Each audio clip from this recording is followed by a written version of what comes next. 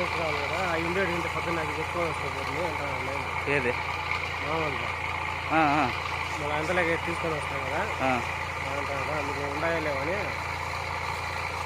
పొద్దున్నేనా అదే పొద్దున్నేనా అదే ఉన్నాయి సరిపోతాయి కదా అని రేపటికి ఇప్పటికి ఉండేవి సరిపోతాయి వాళ్ళు కొట్టేయచ్చు ఏది వాళ్ళయ్యా రేపు వాళ్ళది మనది రెండు రేపు చేసుకున్నాం నేను చెప్పేది వాళ్ళకి పొద్దున్నే పెట్టేదానికి మందులు సరిపోతాయా అని